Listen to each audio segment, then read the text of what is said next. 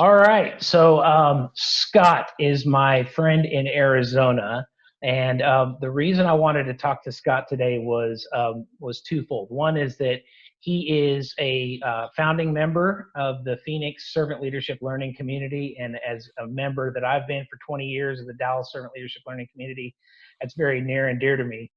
Because these are good folks spreading, helping organizations practice servant leadership, and that's so cool. Scott, we met because I went out to the Phoenix SLLC to present. You didn't make the session, I remember, but nonetheless, you reached out back to me, which was pretty cool. And then we reconnected a few months ago when I posted a picture of some Lego minifigures that I was using in a seminar. And Scott, you're it's Lego Serious Play certified facilitator, right? Correct. So that caught my attention, and we caught your attention. We reconnected, and so that was awesome. And then I found out more recently that you had been placed on furlough by your employer, and so Correct.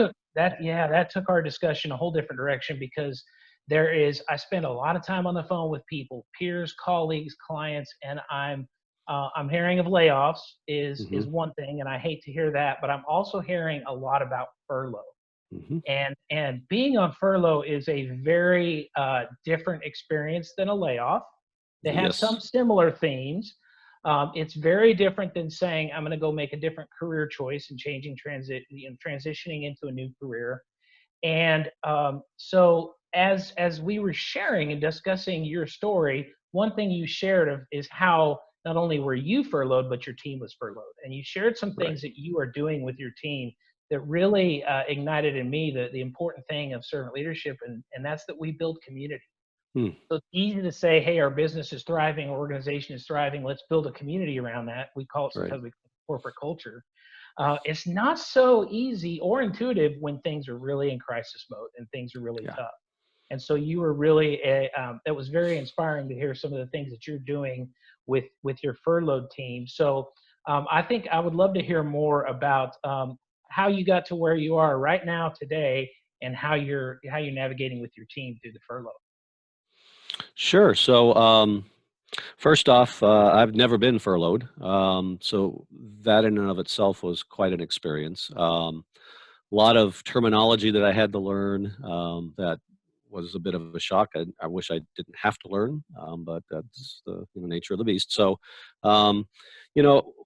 I've been blessed with a really great team. And when we learned that we were going to be furloughed, I guess naturally, because we are such a great team together, the first thing I thought of was, okay, we've got to make sure that everybody's doing well, and we need to support each other.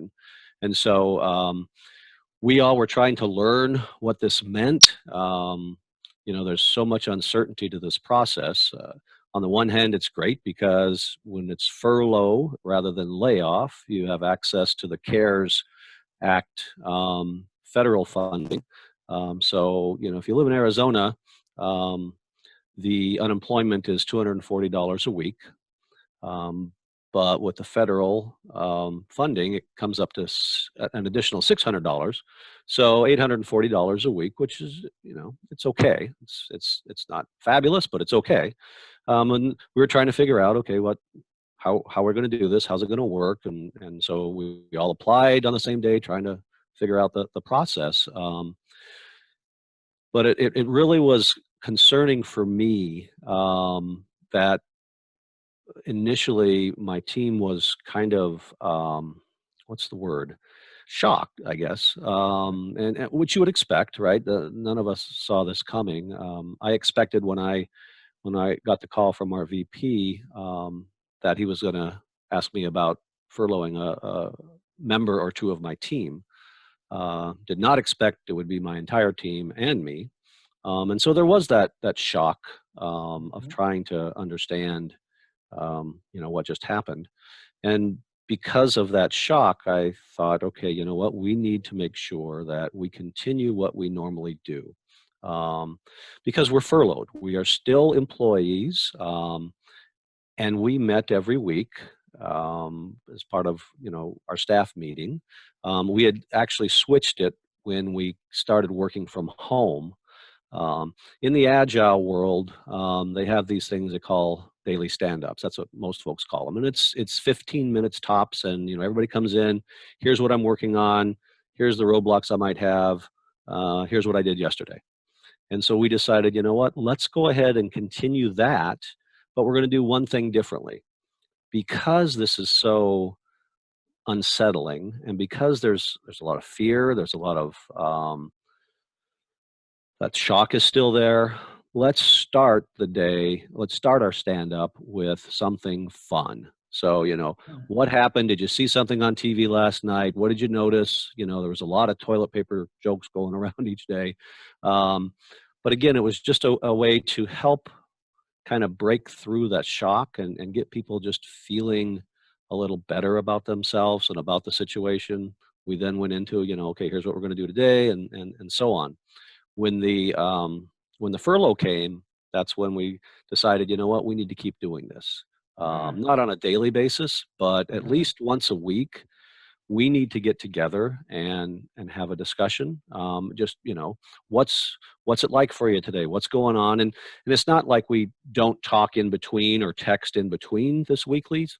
But that's the one where we can really get together and talk about stuff and, see each other's faces and have a little bit of fun, because that's part of this as well. And I didn't want this to be something that was just depressing and, everybody's just not feeling good and get blue, and that just doesn't work for anybody. So let's try to come together and support each other, because that's what we do as part of our work is, we're out helping folks from a supportive perspective get through whatever it is that they need to get through. So I hope I answered your question. Yes, that's such an amazing example of a sense of community during a crisis. And here's why it's exceptional to me, though, is because you have a team, and I'm going to suspect a high-performing team that's doing very well. And then this outside crisis comes in, and it's a threat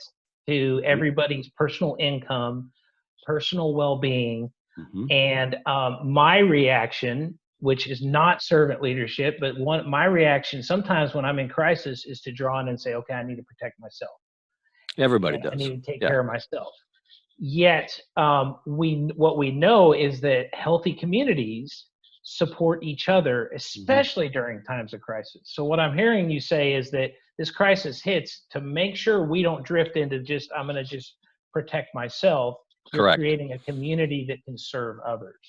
Yes. Through obviously you're not being paid to do this. You're on furlough. The team is on there on a volunteer basis, but once a week you're serving each other. And I suspect, I probably believe you have a lot of examples of where that one meeting each week is a shot in the arm that gets them through the next week. Absolutely. And to be honest, we brought servant leadership into the company here a couple of years ago. So my team's fairly well versed in Greenleaf and his beliefs and the philosophy behind servant leadership. And so it was kind of a natural thing for us, I think, to okay, wait, here's the shock. Okay, you know what? I'm okay. Let's check on everybody else. And it wasn't necessarily me making the first move. Beyond saying, do we want to continue to do this? But somebody would always make the first move to make sure that the rest of the team was okay. And that goes back to that whole idea of community that Greenleaf talks so much about. Yeah. And so that's a mirror of the community that was built before the crisis, which is why building culture and community in good times is just so important, because it'll help you navigate through the hard times. Absolutely. And we don't know where you or your team will navigate through this. We can't sit there and declare that. That's one of the tough parts about a furlough, is that it's so undefined. Yet it felt natural for y'all to keep that sense of community and say, okay, outside circumstances have changed, but if let's say there was no global pandemic and the company had come down and say, hey, we're changing your entire team's direction for this project or the other, what would you do? It seems like naturally you'd rally together, support each other, and make it happen. Correct. And so I just love how you're doing that despite the outside circumstances being so challenging and it not being a requirement. And so I think that's really awesome. I also suspect being furloughed, although there's a pandemic going on, it can still be unexpected, and we can have emotional Absolutely. reactions. And Absolutely. so, and I think that if we have emotional reactions with a healthy team, we tend to be able to share them and navigate through them. Hmm. When you're on furlough, that's a little tougher Hmm. because you aren't working around your team. So what was if you're willing to share it, what was your Hmm. emotional reaction to being furloughed? So I think shock was the first emotion. And well, I'll come back to this, but after shock, I think it was okay. So I've got to I've got to have a plan. I've got to do something because I you Mm, have this feeling of a loss of control, right? right, And right. it's a fallacy to think that we have control, but we still do, right? Mm, And so you hit this furlough word comes into your vernacular, and now that you're furloughed, okay, I'm out of control. I can't fix this, but I can step back and say, okay, well, what is it that I want to do? And so after that initial shock, and there was some grief as well, which mm, surprised me, because we have not lost our jobs. mhm, We're on furlough, mhm. but yet there's a loss. And so it took me a couple of days to figure out that, oh, this is grief. That's what's going on here. That's interesting. Okay, I wouldn't have expected that. Mm, Again, we hadn't lost our jobs. So had to deal with the shock, had to deal with grief. There's a lot of fear. I ended up telling my wife, so it happened on a Friday. I got the call about 10 a.m. And my boss said, so do you want to have me call your team by myself, or do you want to call the team with me? And I said, oh, no, no, I'm going to call the team with you. Um, so we spent the afternoon getting in touch with everyone on the team. So I didn't really get to talk to my wife until later that evening. And that was her biggest reaction.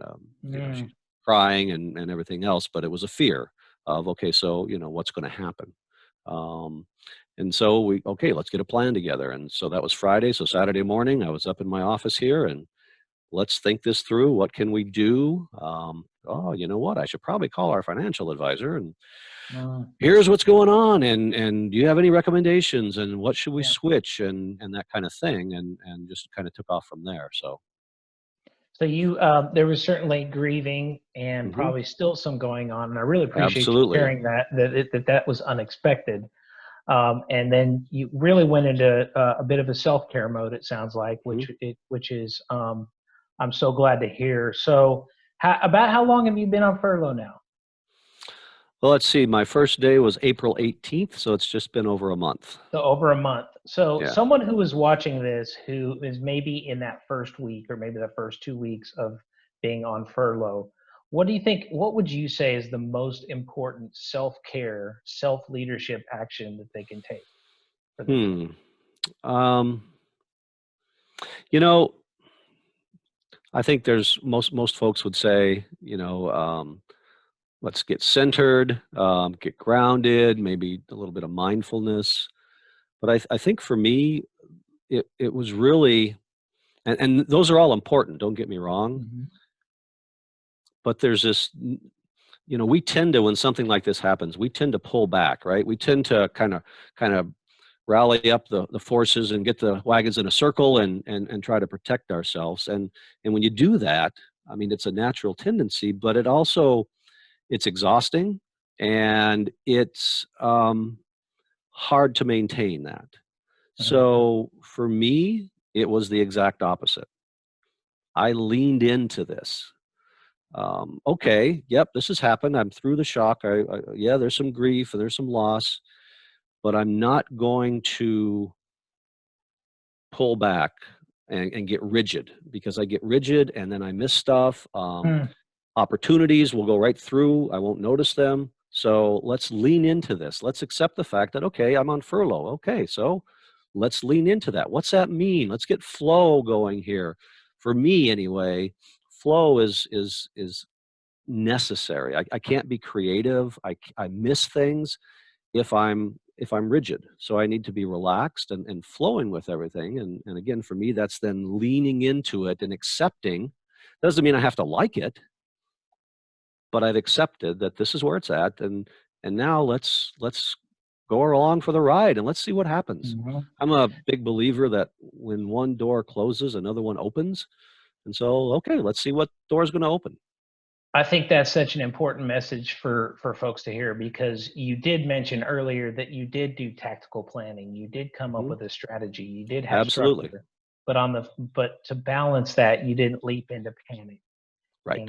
and saying and just setting a course right away. And as my mentor, Dr. Ann McGee Cooper, would often remind me, every problem is really just an opportunity in disguise. There you go. How can you convert that into an opportunity? Well, Scott, I want to again, I think you have created an amazing example for other folks to see of how you can build and rally community during crisis, like you did with your Ah, team. well, I thank you. think it's one of Robert Greenleaf, who first coined the term servant leadership. He wrote a lot about community, and one of Mhm. the quotes that I've often highlighted and gone back to is this: living in community can generate an exportable surplus of love, which the individual may carry into his or her, I would add, many Mm. involvements with institutions, which are usually not communities, businesses, churches, governments, and schools. So I think what you're doing with your team, what you're doing for yourself, is not just going to impact now on the furlough, but that's going to be leadership that they have grown into and take to future organizations, back to the furloughing employer, wherever they go. I think Right. that's leadership in practice. So I commend you and thank Well, you. thank you. Like I said, I'm blessed with a very wonderful team, and without them, none of this would have been possible for me because I learned as much from them as that they learned from me. Indeed. Thanks, Scott. Thank you, Matt. Appreciate it.